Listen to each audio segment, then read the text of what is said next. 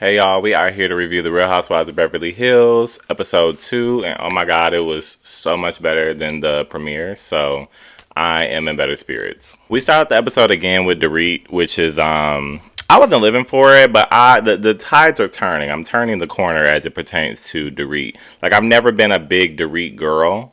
Like I said last episode, I really like her gowns and her fashions and her house, but I've never been a big Dorit girl.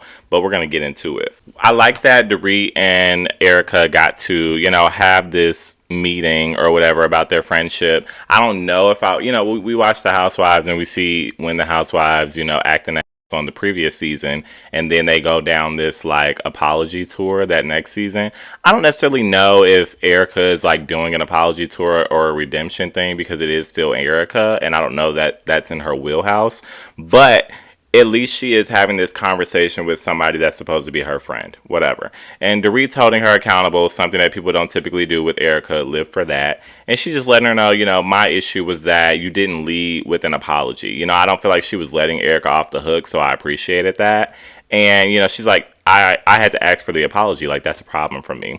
And I like that Erica, she says what she had to say. It kind of felt like she was doubling down just a taint because she tends to. And I didn't like when she was like, I'm not going to re-explain myself. That felt defensive to me, but I feel like Erica's always on the defense. But ultimately, she does apologize. She does make a point to say, I'm going to fix this. I promise I'm going to fix this. I don't know how genuine I think that it is, but she said it, and Dorit was okay with it. I do also like that Dorit gave more context to let her know, again, not just letting her off the hook. Like, that just wasn't enough. She's like, I was having issues with PK last time, and I also almost felt like I didn't want her to share that with Erica because I felt like it wasn't going to be sacred with Erica based on what Erica had done in speaking about her marriage. But she shares it, and I can see why. And she basically says, I didn't feel protected by PK at that time, and we were in a bad place, and so obviously hearing something like that is going to have like a bigger impact. And so at least Erica was able to say like, if I had known that, I definitely would not have said it. So okay, and obviously they decide to move forward, and I don't necessarily have a problem with that. Fine. We move on to Sutton, who's at home, and she, has a call with Garcelle, and they're talking about this trip to Vegas that they're going to be having for Crystal's birthday. We still have not seen Miss Crystal, honey, and we are on episode 2, and we're about 12 minutes in. I'm trying to figure out what's the tea. They're having a birthday party for her 40th in Vegas, and I love me some Vegas, and I love me some Crystal, so that's fun. And, they're saying that they feel like Crystal is uptight, so they want her to loosen up. I don't know that I got that narrative before. I'm not mad at it, but I don't know. I don't know if I would characterize Crystal as uptight, but I understand what they're trying to say. And, Sutton talks a little bit about the fact that she and Crystal had their ups and downs and things like that.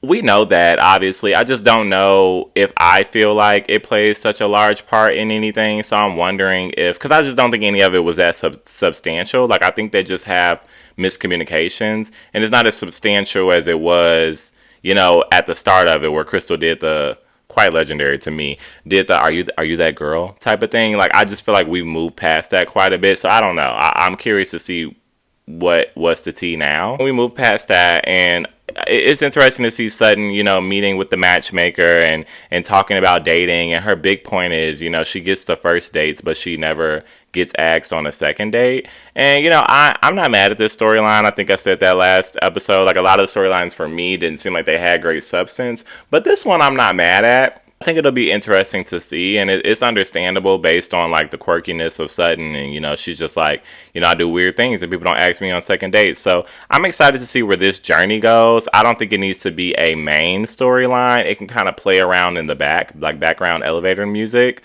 but we'll see how they play it. Finally, we get to my girl Crystal. And, she's meeting with her brother and with, she's with her husband as well.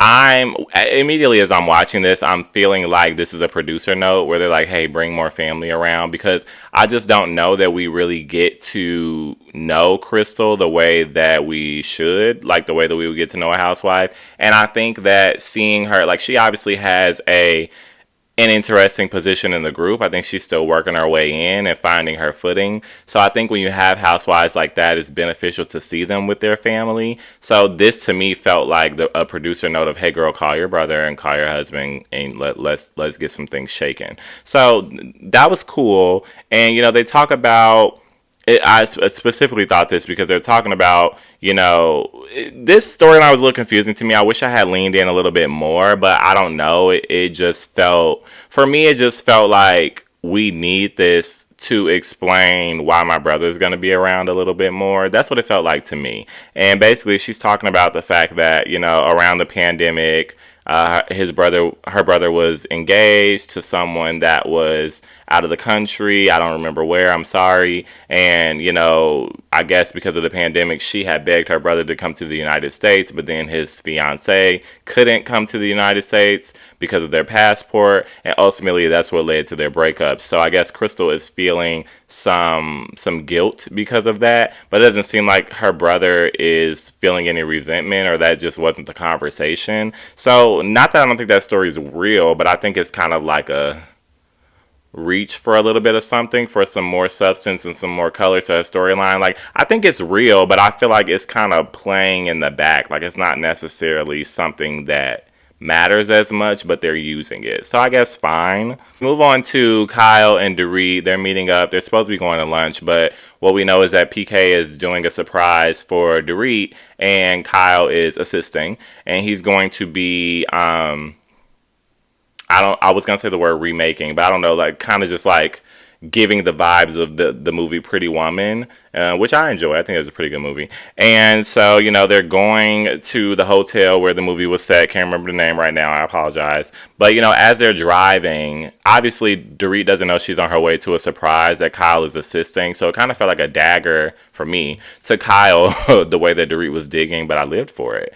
And Dorit was just asking her, like, so what's up? You know what I'm saying? Like, it feels like something's going on. Like, what's the tea?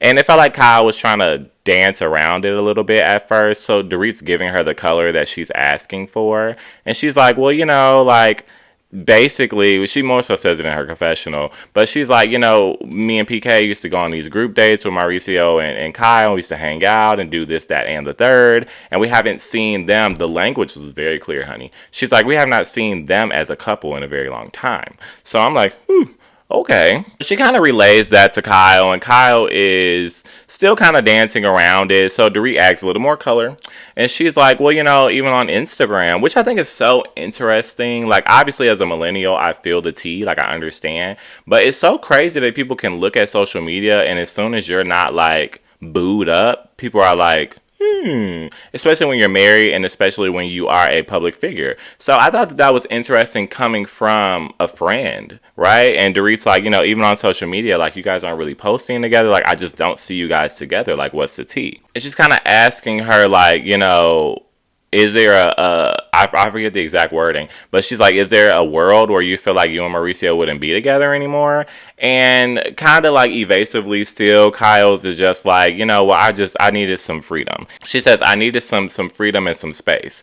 And so I'm thinking something, but I don't want to say it out loud. But then Dorit says it from my mind to Dorit's mouth, so I lived for that as well. And she's like, she leans in, which I lived for, and she's like, specifically from your husband? So then I'm like, yeah, same, right? Like, what do you mean you need some space and some freedom? Especially the word freedom. Like, space, fine, but freedom from your husband? Like, what? And, Kyle catches it, and she's like, from everything, at the end of the day. And, Dorit doesn't buy it. She's like, at the end of the day, like, I understand that she's saying this, so clearly she doesn't want to talk about it, so I'm going to respect that, but I definitely don't buy it. Like, there's obviously something going on. But I do like how Dorit kind of held Kyle's feet to the fire, and she's like, I just don't feel like you're telling me everything. Which for me, it kind of felt like, I don't know. I feel like also like it's two-pronged for me. It feels like a producer note where it's like, Dorit, you need to be more of a Dorit, because like she just never really added much for me. Like I said, I've only watched the 2 previous seasons, and I've heard the murmurs about Dorit, Dorit. In Housewives land, you always hear like the summaries about the housewives, and that's always been the summary about Dorit. Like, she was a certain way when she came on the show, and people kind of like, people on social media and viewers, they kind of like ridiculed her a lot, so they feel like that's what made her draw back. But now I guess it kind of feels like that essence of the old Dorit is coming back, and even Kyle said it in the episode. And so I'm thinking that now, the viewers have done the reverse, but probably more so of producers, and they're just like, hey, like, we need you to kind of give. And then the second prong of that is I feel like Lisa Rinna is gone, and they can't hide behind her anymore, and I've already said that. So now, like, Erica and Dorit really need to find their own lanes now that Lisa Rinna is gone. I think Dorit is doing an excellent job at doing that. I also like, even in a friend aspect, how she threw it to Kyle, and she's like, listen, if there's anything that I'm asking you that you don't want to talk about, please just tell me that. So that's also like a friend thing and a TV thing, because it's just like, I think we all know, if there's breaking a fourth wall, if there's something of knowledge to the world, and then it's also out there on the show, then it's needed to be discussed, because that's how reality TV works. You can't just avoid what's out there. But I like that she's letting her know as a friend, if you don't want to talk about it, then we won't talk about it. Just tell me that. So I appreciated that as well. We're now getting an in-person link up between Garcelle and Sutton. And I feel like this season they're going to be possibly making it a point to show us more of their friendship, because I feel like a lot of people, including like Carlos King, who has a huge platform, so I'm sure that people already probably have this perception, but they also probably listen to Carlos King and take his perspective of it as well, because that's just kind of how it works. And there's like little murmurs around where they're like, well, I don't know if Sutton and Garcelle are really friends.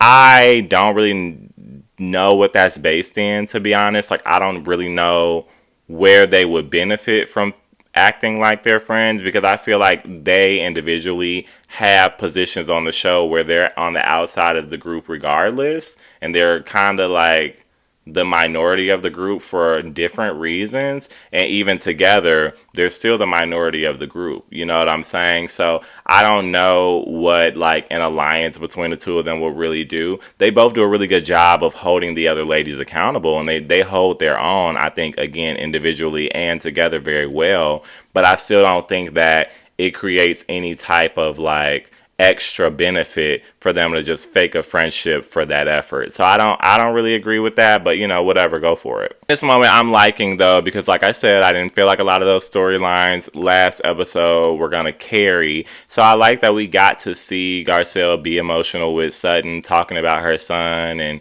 and giving more color to it, to the fact that like, her son asked to go live with his dad, and that really hurt her. And I can imagine, obviously she was having a conversation with him, but more than likely you're not going to like cry in front of your child and show your hurt. So it makes sense for her to have a conversation with her friend about it. And I like that they share with us what they feel like is a commonality between the two of them, and they express that they bond over the fact that they're single mothers who still have these relationships with their ex-husbands because of the children, and there's heavy involvement there. So that's what they bond over. So it was nice to hear that. I don't know that we've ever heard like what they feel like they bond over, but I'm appreciative of being able to hear that and get more context into that relationship. Meanwhile, we've kind of been playing through the PK surprise all episode. In my head, I was kind of like, but it wasn't necessarily bothering me because we're at the beginning of the season. So I'm like, I do feel like we're still getting some things, and we can go ahead and get this out the way. But I saw some people tweeting about it as well, like this whole PK thing is lasting a little bit too long. So I'll have to agree with that as well. Like, we are aligned. But, it's happening. Dorit was giving me... I struggle to say it because I understand where she's coming from, but she was annoying me a little bit, like with the anxiety thing. I mean, I get it because I'm also a control freak, but she was really kind of like spazzing out, and I can't say that I wouldn't react the same way, like I'm saying, but I'm on the outside looking in, and so I'm imagining PK, trying to do this big surprise for her, and it's just not landing well, so I'm kind of feeling bad for him. At the same time, I understand where Dorit is coming from, but, still, I'm kind of like, girl. I did think it was very cute, even when she was spazzing out. PK was very calm about it, on the phone and everything. I thought that was very thought out, because her big thing was more so like, which we could expect was more so like, well, where her kids were and glam and like what she was going to be putting on. So I thought it was cute that she was able to call the kids and they're like, we're fine. You know, I love how they speak with their parents and they have these huge personalities. It's so fun to watch. They're like, we're fine. We're in on it. Like, go have a good time. So I thought that was extremely cute. But I still don't feel like that really put her at ease. Again, I understand that because I'm really that type of girl. But, it's just like, girl, come on now. And in the midst of that, which I am interested to see where this goes, we get a confessional with Dorit and PK. And PK is explaining, like, he's really close with Kyle. And, I guess they bust each other's balls. And, when stuff is happening to him that's negative, it humors Kyle, which is like a friendly thing. But then he kind of switches over and says, like, what will be the surprise is if Mauricio did something like this for Kyle. And Dorit's gagging, I'm gagging, I'm sure the world was gagging, I'm sure Kyle gagged. And I'm just like, why would he say something like that? But from what I've learned from PK these last 2 seasons that I've watched, he tends to say whatever he wants to say. So I don't, and sometimes they tend to kind of pacify things in this group. So I don't know if it's going to be a big deal to Kyle or not. I'm interested to see. But yeah, for me at the end of the day, like when they're having the conversation at the table, Dorit and PK, and it sounds like she's telling him up front, which I would do, so I relate, telling him up front, like, I appreciate this, you did a really good job, but here are my notes, right? But even in doing that, it just felt a little bit ungrateful, and I felt like I was seeing some frustration in PK, and he's also trying to, I like the way they communicate with each other because it's not passive, and it's not like they're beating around the bush, but they're softening it up and still delivering the message to each other. So she's softening the blow, but he's also softening it back and saying,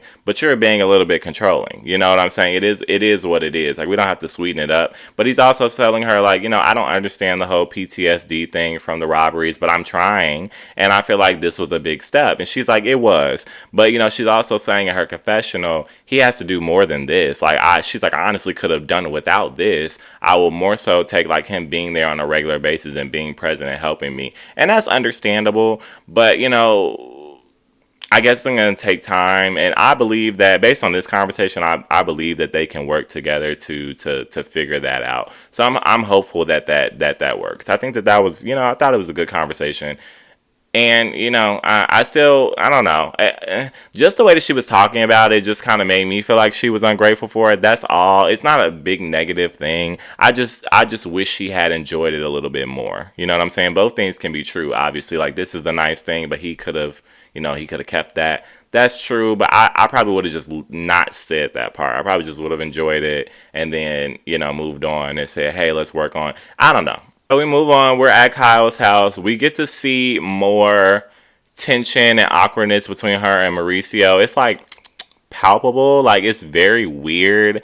And Mauricio gives me very much so like, man, casual, go with the flow. It is what it is. I'm here. I'm around space. And Kyle's just like, she feels like she's so agitated by it. And it almost feels like Kyle has a bone that she wants to pick and is being irritated by the fact that Mauricio is just so like, those people that kind of like, they know that there's an issue, but they don't really want to address it, so they just keep on going about their business. But on the other side of it, there's a person that's like, we have an issue, and I'm really trying to address this, and you act like it's nothing. That's a vibe that I get. So, but also, I also get a sense of, it's a family event, and they're on TV, so I also get a sense of Mauricio trying to just, like, be cool for the sake of being in front of the camera and being in front of family. And Kyle's just not really feeling that. She's just like, baby, we don't even, it just feels like we don't even vibe off camera, so don't even really try to give that right now. I did think it was interesting. I don't know if they've filmed before because I haven't seen it,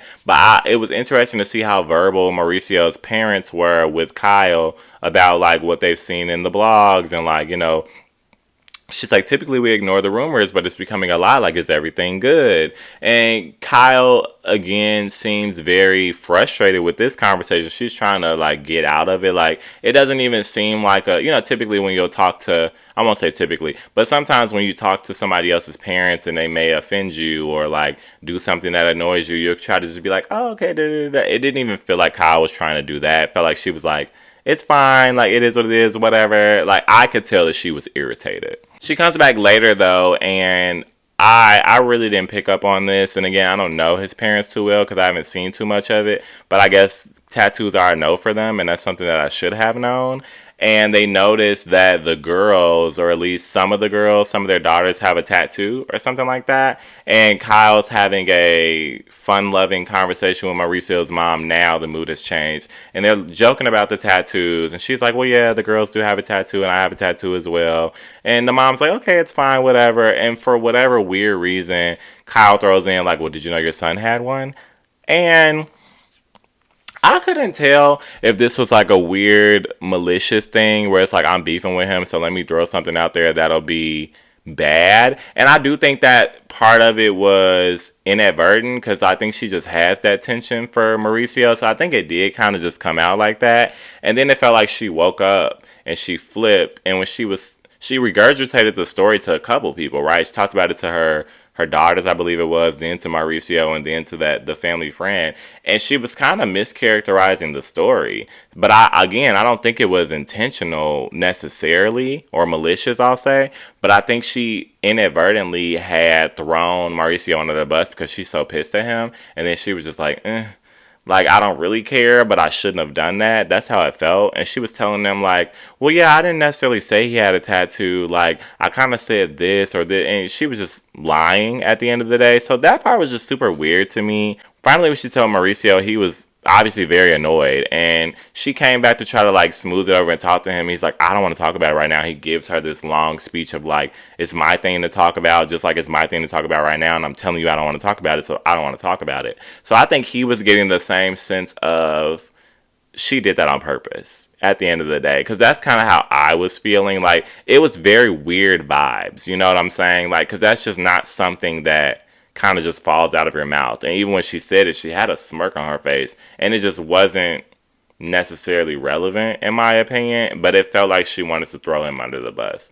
So that was really weird. Finally, we get the ladies linking up to go on the private jet to go to Vegas. And I'm thinking to myself, even though this is episode 2 and like the end of episode 2, it took too long to get a full cast event. Like, it really did. Like, we got that random hodgepodge little wellness thing that they did last episode, but I don't even think that was everybody. And now we're finally getting a trip. We don't have the new housewife, but I'm not mad at that. You know, it's the same difference. You know what I'm saying? This is the first full cast that I feel like we're getting, but I would rather get that on episode 1. I just feel like that's Housewives formula, but whatever, we're finally getting it.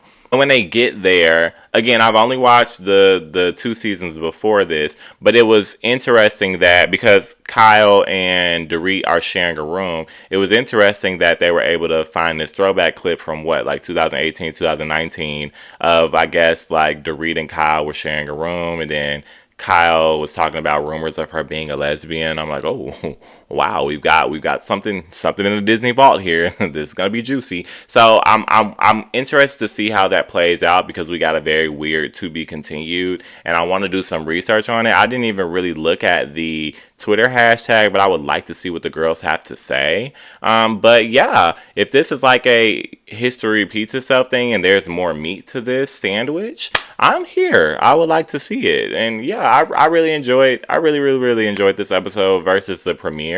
And so yeah, it feels like we've got our feet on the ground and we're moving. So, let's see what happens in the next one.